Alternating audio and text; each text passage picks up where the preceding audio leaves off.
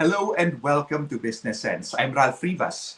For today's episode, we have Rafael Fernandez de Mesa, Aboitiz InfraCapital first Vice President, and of course, the head of Aboitiz InfraCapital Economic Estates. Rafa, thanks so much and welcome to the show. How is business? Hi, good morning. Oh, sorry.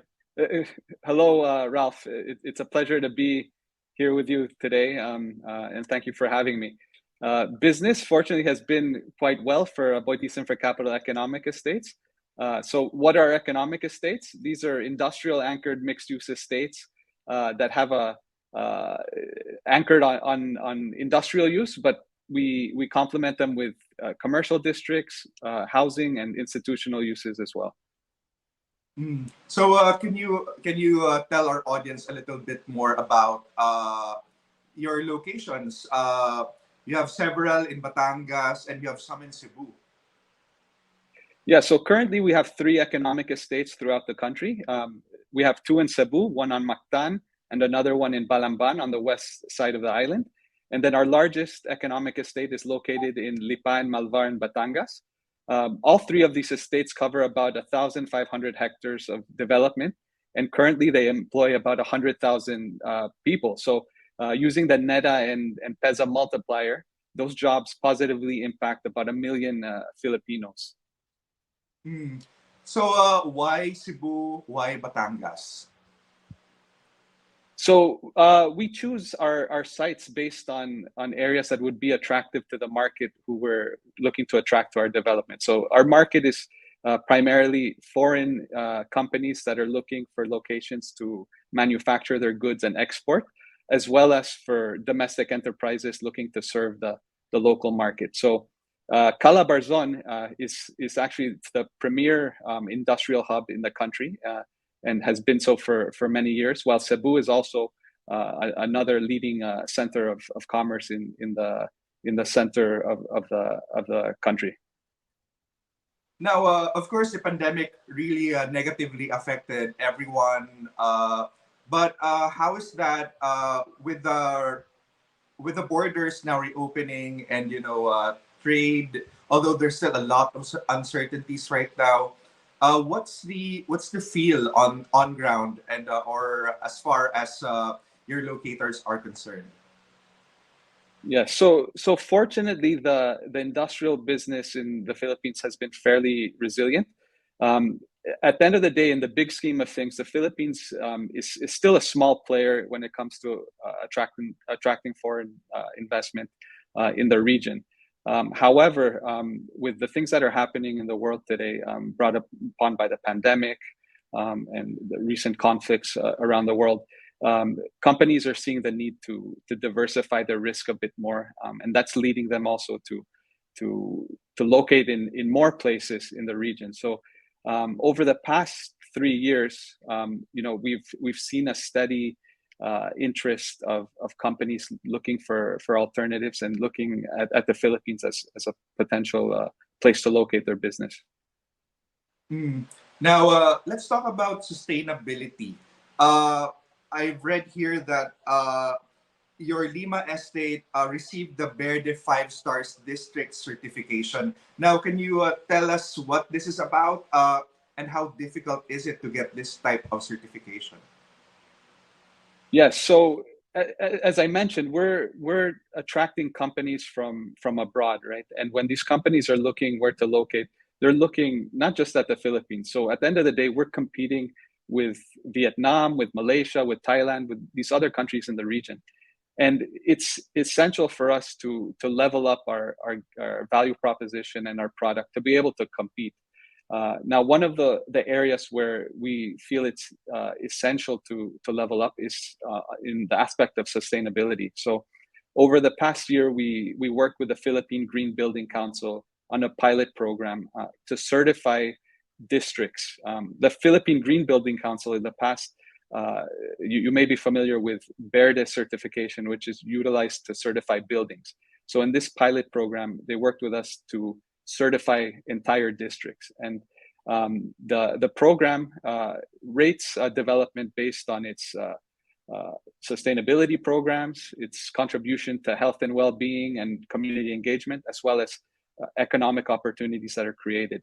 And we're happy to say that we're the first industrial park in the country and the largest project in the country in terms of land area to receive Verde District certification. And we're also very proud to say that we've set the bar quite high for those that will follow us by achieving the maximum 5-star rating. Now, what does it mean exactly to build a sustainable building, sustainable locations? I mean, what are the key considerations? And when can we truly say that, hey, this place or this building is sustainable? Because we can easily some companies can easily claim it that we're sustainable and things like that without having the proper certifications, of course. But I mean, from me who is not quite familiar with the process, can you walk me through before we can say that hey, this one's sustainable?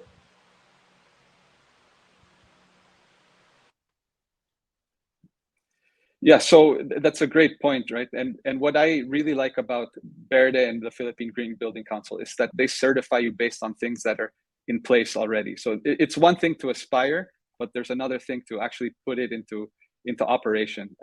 So in terms of sustainability, I think you don't ever stop trying to be sustainable, right? So Verde will tell you where you are today, but you have to continuously go through reassessment to adapt to the changing laws, the changing technology, and things like that. Now, I guess the easiest way for people to understand how we are sustainable would be with the major infrastructure with our development. So, like for example, when it comes to power, the power in the state, which is power is distributed by Aboitiz Power through Lima Enerzone. So they source a portion of their power from sustainable resources such as hydro and geothermal.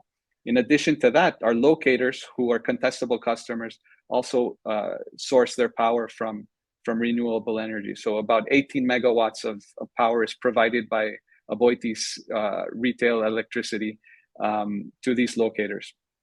Further to that, and what we really are proud of is that even our locators on their factories, they're also utilizing renewable energy by installing roof-mounted solar systems. So at Lima today, there's about 17 megawatts of energy being produced by the solar rooftops in our developments, as well as those of our locators. Now, the other major utility that people would be familiar with is water.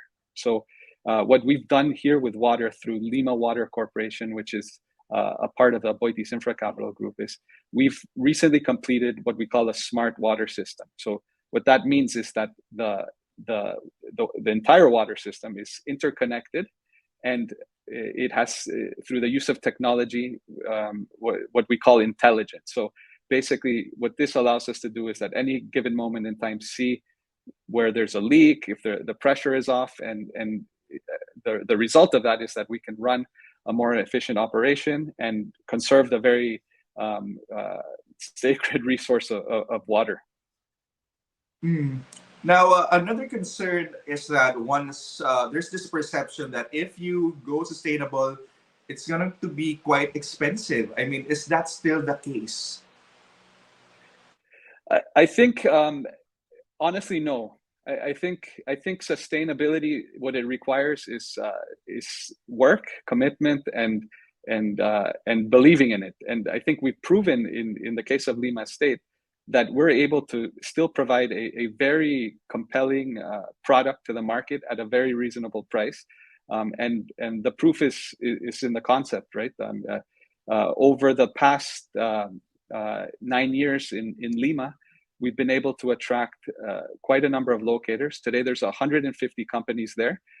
Over the last 9 years, the working population has grown from 20,000 to 62,000, and we expect the population to grow to 100,000 by the end of the decade. So that shows that you can still have a good business and attract high quality locators, and do it in a way that you balance profit and the planet. Mm. So, how, of course, everyone, on paper, sustainability is clearly the path to go. Of course, it's the planet, but how does it actually attract investors and new locators if the said development has certain certifications and is deemed sustainable? Yes. So as I mentioned before, we're truly competing with other countries, right? And all these countries, they've been doing this for some time already. So it's no longer a nice to have. Those companies have their own boxes that they need to tick with their stakeholders. So the questions they'll ask is not anymore just about the price of land, the quality of labor, but they're also asking what are our initiatives and how can they align and fit that within their own plans. Mm. Now, let's talk about you, Rafa. What are the challenges perhaps in pushing for sustainability? So for me, the challenges I'm seeing as we push boundaries and we try to compete on a global level, it's catching up to the need. And what we're seeing now, there's a lot of opportunity, there's a lot of interest in the country, but we need to be able to have the people to serve that need. So for instance, we're now also working with our LGUs, with the universities in the area, to see how we can augment their curriculums and match the needs of these locators who are coming here in the future and who have very sophisticated and evolving needs. Mm. So, do you have, I don't know, maybe a wish list of legislation or policies that you think could help push boundaries even further? So I'm personally, I'm very happy to see the government putting eco zones at the forefront of their plans for the future, as well as education, because those two things go hand in hand. So as I mentioned, our three industrial estates alone employ 100,000 people. So you can imagine if we continue to grow that business, how much more employment that will bring to the country.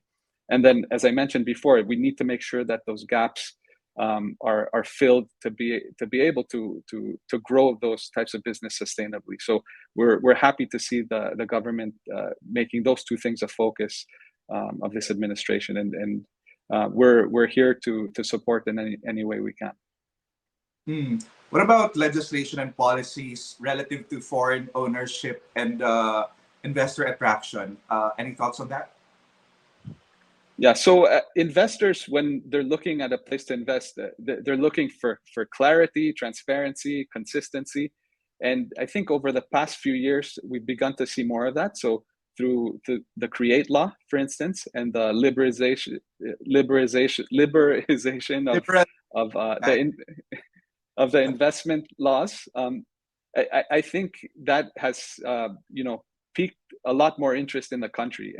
And what I've noticed working in this business is once these investors get past the surface and get deeper and see what the Philippines has to offer, they realize that there's so much potential here and it's such a great place to invest. So I think these things are only going to help augment the position of the Philippines as a desirable location for investment. Yeah, because actually I was able to cover the how the Create law was passed, and it was quite messy to be to be quite frank about it. It took a couple of years and a couple of rebranding from. I think the first name was I don't know, Trabajo, and then it kind of evolved into a lot, and then it was passed into law during the height of the pandemic, packaged as a economic stimulus. So you're telling me now that Create has basically created clarity now, as opposed to, I don't know. Before there was a lot of hesitation for the rationalization of the tax breaks. Yes. So as I mentioned, now it's quite clear, and that uncertainty is not there, and the result of that we're seeing again. We're seeing a lot of investors that are present in the Philippines expanding, and we're now seeing a lot more interest of those who are not here yet, uh, coming here and wanting to find out more about what the country can offer for their businesses. So we're quite optimistic that the future is bright for the industrial sector here in the country. Hmm.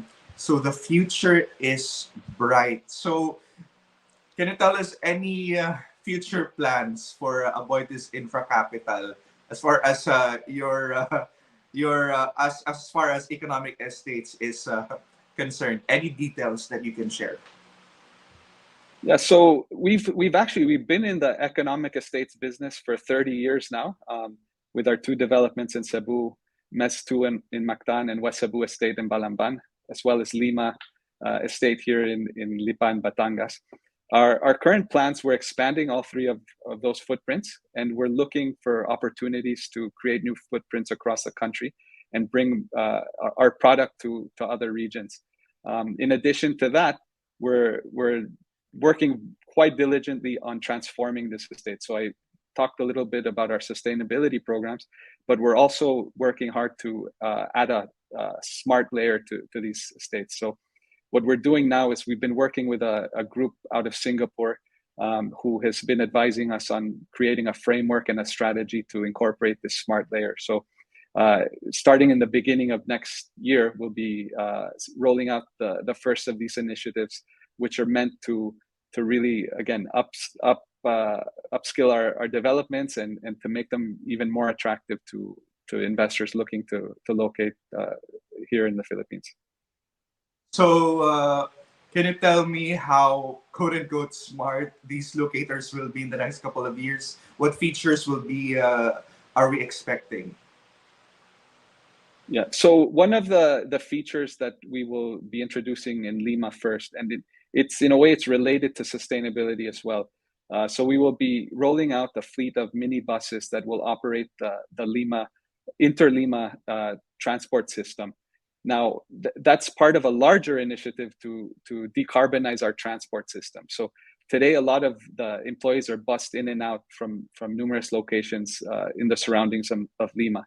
So we're also building dormitories to house the employees, therefore reducing the need for them to be bussed around. And of course, we're doing the traditional ways to do that by making our estate more walking and bike friendly. Hmm.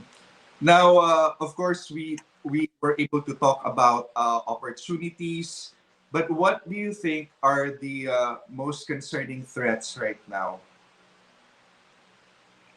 Well, in today's world, it's you have to be prepared for anything. I think the last 3 years has taught us that even what you don't expect to happen may happen. So it's really important to always be planning for potential scenarios, whether they're natural calamities or economic things like that. So just need to be agile, prepared, and ready to deal with whatever may be ahead.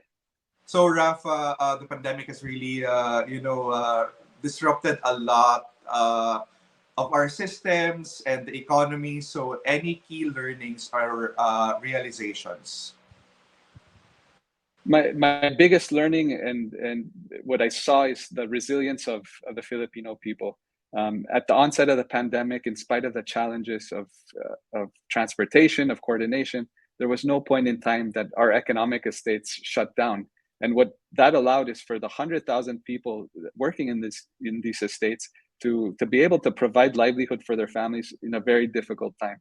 And I have to give my gratitude also to the government, to the local government, to national agencies that coordinated very closely with us and ensured that that these companies could continue to operate and that these workers could continue to provide livelihood for their families. Now, you mentioned about expansion plans in regions. I'm not sure if you can share details at this point, but I'm just going to try and ask you myself as well.